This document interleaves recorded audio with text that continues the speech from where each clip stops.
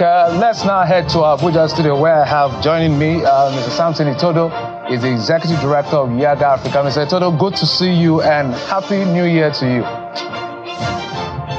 Happy New Year to you, Geoffrey, and wishing every Nigerian, any part of the world, a prosperous and a blessed 2025.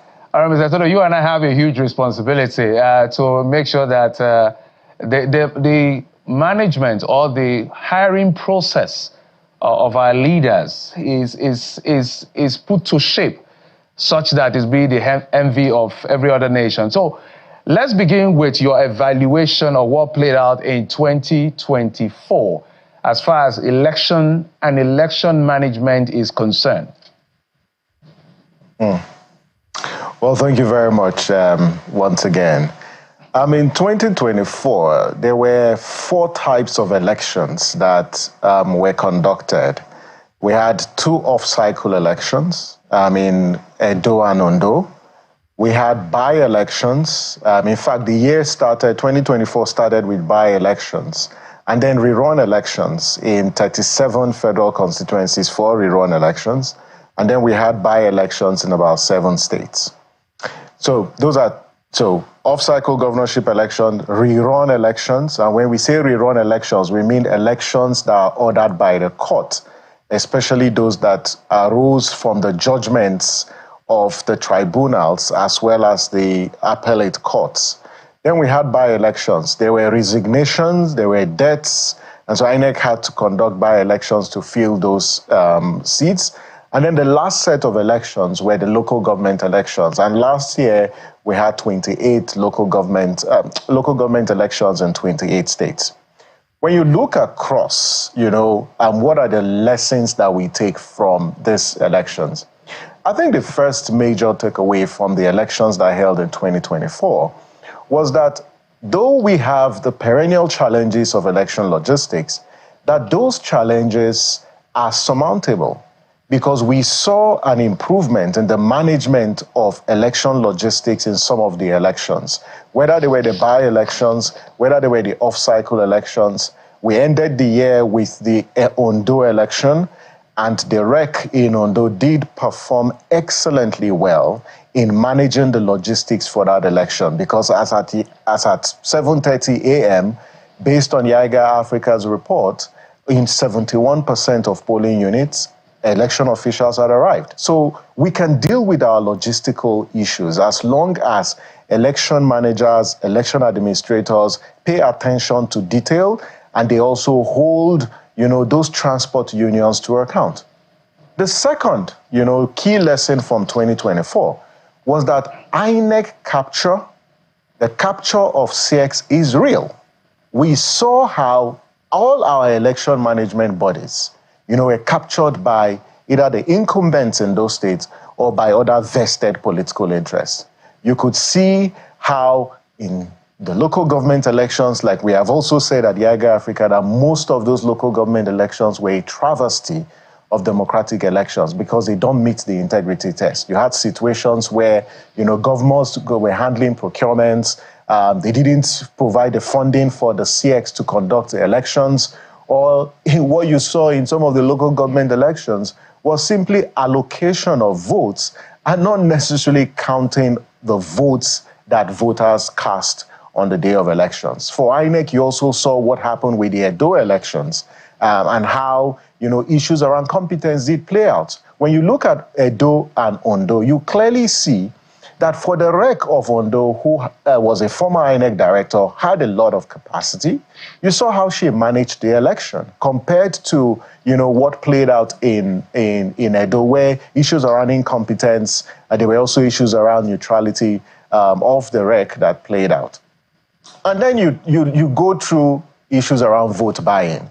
One of the darkest side of the elections in 2024 was how polling units were converted into marketplaces. The votes, one vote cost between 5,000 to 20,000 last year.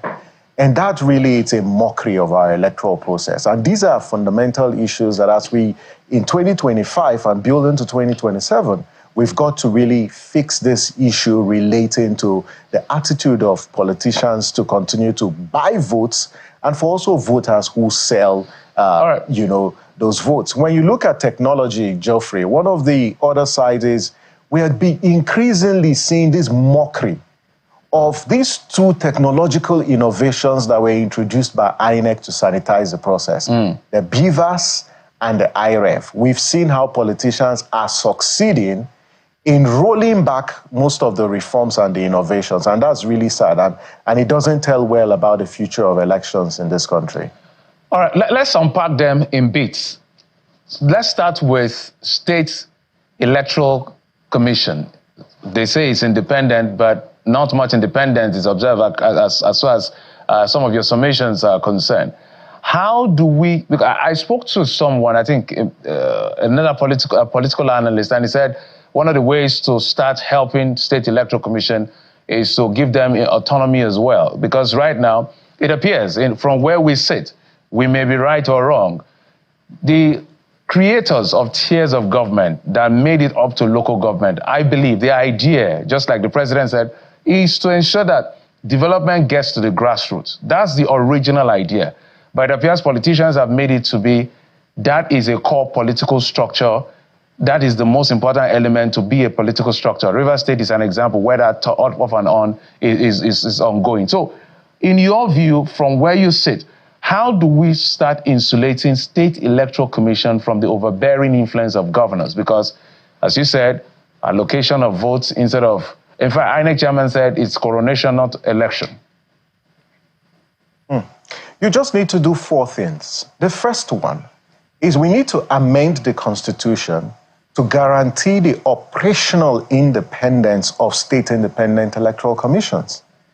The way the Constitution is construed at present, it subjects the operational independence of the state independent electoral commissions to the control of the governors.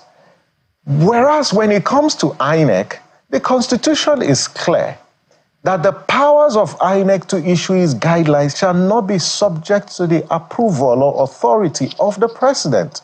So we need to replicate that at the states. That's one thing you need to do. The second thing that we need to do is to guarantee the financial independence of the state electoral commissions. Currently, the state electoral commissions don't have financial independence. That's why governors can staff them of their funds.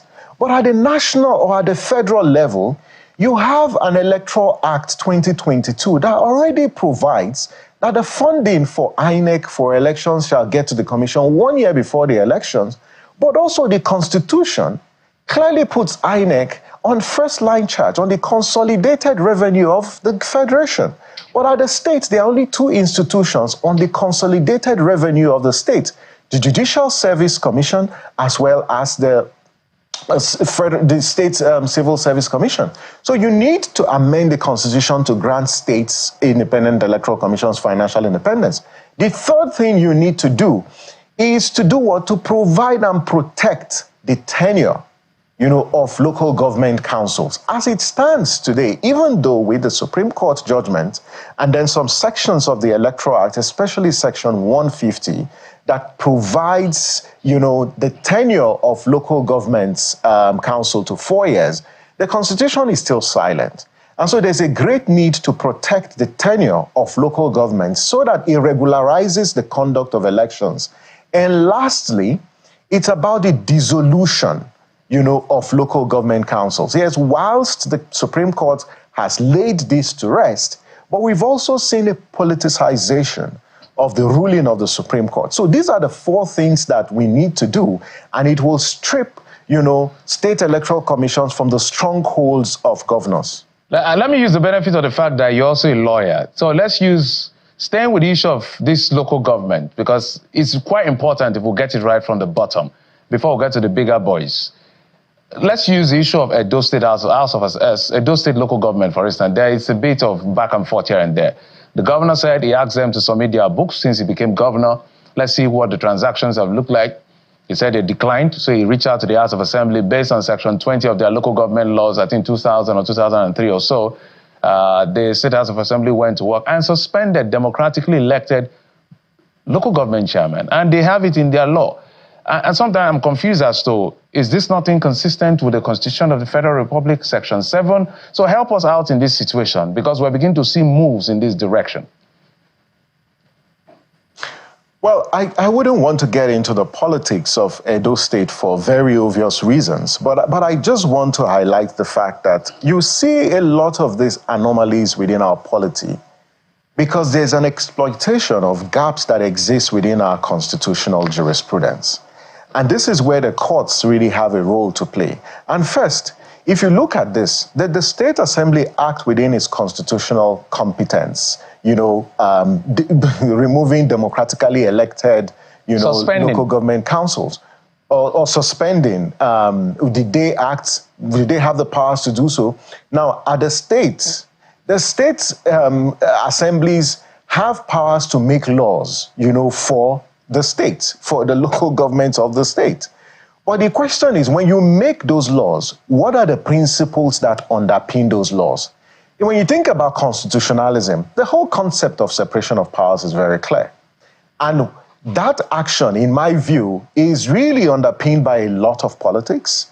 I don't think that it is right for a legislative body to suspend an executive elected body, especially if it is not established that they have run foul of the law or certain procedures. Again, that is a politics for the people of Edo State. But I think what is critical is, and I stand and I agree with the Attorney General of the Federation based on the comments that he makes, that for situations like this, and there may be political reasons, we need to first protect the Constitution. And my position is the local government chairmen have been elected, and they are elected because the Constitution provides that, and the local government administration law of the state also provides that. The state electoral law also provides that. The only people who can remove or suspend them will be the legislative council at the local government level. And I've also read that in one of the local governments, at least the legislative council did take action in that regard. At the end of the day, all this is going to go to the courts, and the courts will need to rule on this. But they need to be guided, by the provisions of our Constitution, but also the opportunities that this presents for the National Assembly that is currently amending and reviewing the Constitution to see how we protect this undue influence or any incursion into the democratic institutions that are instituted to protect democracy as well as accountability at the local government level. There's an intervention I would like you to comment on. It's not just about, Yaga is not just doing election management and all of it. You also speak to internal democracy within political parties. And now we've seen that, it's not a new development. So let me rephrase it this way. How unhealthy is it to have a weak opposition in a democracy like ours?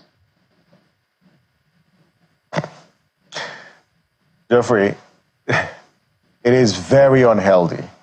It's very unhealthy to have a weak opposition. Democracy is about competition. It's about competitive ideas. You need strong political institutions to hold the executive, to hold the incumbents to account. When you take that out of democracy, what you have is an emerging one-party state.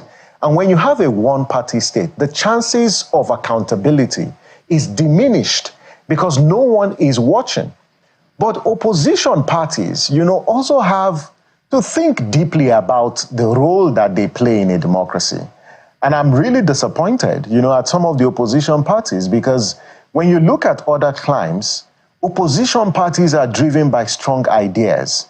They are not just driven by strong ideas, but they understand the concept of governance and they don't play to the gallery. There's a lot of playing to the gallery that happens within our own space. And that's really unfortunate because some critical questions that you expect opposition parties will ask and put the fire, under the feet of the incumbents, they don't do that. They abdicate their responsibility to civil society, to media, to perform their functions, and they just sit aloof. And then when there is results, they are first to actually jubilate and capitalize on it. I think our opposition parties need to rise to the occasion, engage governments from a data-driven point, of view, from evidence, but also provide alternatives. What's the point being an opposition if you're not providing alternatives as to how you will do things better, rather than all these bickerings that we see? And secondly, is when you look at these political formations, Geoffrey, a lot of them are nothing but special purpose vehicles. They are not engaging in constructive, debate. Some of them have yielded their platforms for external forces, for capture by external forces. A lot of the leadership tussle that you see within those parties, I'm actually embarrassed to see that for parties that have been in the political space for over 20 years, still dealing with the basic issue of building internal consensus within parties or even leadership selection. How is it that at a point in time in our political history, that the three major political parties are having leadership crisis, or they're having crisis relating to membership membership questions or the accuracy of their data? So it's not just the opposition parties, but there's something that we need to have a national conversation about how we can build strong viral parties, that not just aggregate social interest, but they have a sense of national purpose and identity and are able to communicate that to people, mobilize citizens around a common agenda that delivers food to people's table, that provides security, that provides welfare, and also quality health care. But you don't see all of that happening currently. All right, Mr. Itodo, the president has said that there will be a national youth conference. I'm still trying to process what the end game of that conference will be. Perhaps we'll get the details as it unfolds. But if you were to make a proposition as to what the young people in that conference should be talking about as far as electoral reform is concerned, what should they be aggressively fighting for? Just like the Not Too Young to Wrong bill that you were part of. Because right now the biggest division among the political class is the issue of tax reform and LG autonomy. But nobody seems to be talking about electoral reform. What should they be pushing for as far as electoral reform is concerned, if that is going to be part of the conversation in that conference? Thanks, Geoffrey. Before I talk to electoral reform, I think the point about tax reform needs to be on the agenda. Nigeria needs a tax reform. We cannot revamp our economy without reforming and having difficult conversations about taxation. And it's good that we have that conversation ongoing. I think on electoral reform, what the youth conference and those who will be participating in it need to do, they need to do four things. The first one is they need to call on the president to articulate his electoral reform agenda. It's 2 years, and in February this year, in a couple of weeks, will be midterm to the last to the midterm post the last elections. And the president has not articulated his electoral reform agenda. So he needs to do that. So that's one, call on the president to articulate his electoral reform agenda. The second point is there are some issues. And what are the priority issues? The first one is the need, to legitimize and legalize electronic transmission of results. Currently, we have manual collation and transmission of results. But just like the Supreme Court advised, even though I have my views about the ruling, there's great need to provide legal protection for the use of IREV. We need electronic transmission and collation, not as a substitute to the manual collation, but to have both of them go hand in hand to serve as a check. That way it strengthens, the IREV. The second relates to the timelines for the conclusion of election disputes before swearing in. There's a great need to conclude electoral disputes before swearing in, because that way it will address issues around distraction and also things about bandwagon effect, and also strengthen the independence of institutions. The third thing that is critical is about early voting or special voting, that INEC officials, security agencies, media organizations, election observers, prisoners, need to be allowed to cast their votes. If you look across board, we're talking about close to 4 million, voters. So these are some of the issues that needs to be on the table. And lastly, is about the appointment of INEC officials. If we're going to have a credible 2027 elections, or even before then, we need a very strong and independent electoral commission. I'm happy and it begins from who is appointed. It begins with who the caliber of people who are appointed into the electoral commission. We're totally out of time, so I wanted to speak to the issue. How long does Professor Mahmood have? Professor Mahmood, based on the Constitution, he should leave by December of 2025. So we're going to have a new INEC chairman. And the caliber of person who will be appointed has to be someone, who meets the constitutional threshold or condition of non-partisanship, as well as impeccable character. But we need the president to act as a statesman, to appoint individuals into INEC who can provide the transparent leadership that we need, and not people who have partisan leanings, because we've seen the last couple of appointments, individuals with partisan leaning are appointed into the Electoral Commission, and that has really dampened the trust that citizens have, not just for the electoral process, but for INEC as an institution, and that's really sad. So the president needs to rise above politics, appoint individuals that command respect, have impeccable integrity, and are not aligned, so that it legitimizes the outcomes of the next election. All right, Mr. Samson Itodo, both of us, media, civil society organization, all of us continue to do what we have to do and keep the space, put fire to the feet of those that need to be heated up so that the right things will be done, because if our institutions are strengthened, it's good for all of us. This situation where a party is enjoying it, and then because the other party is not enjoying it, they say it's bad or good. We just need to make sure everybody is happy at the end of the day, to the best of our ability. Samson Itodo is Executive Director of Yaga Africa. Thank you so much, sir, for coming on the program. Thank you very much. Once again, Happy New Year.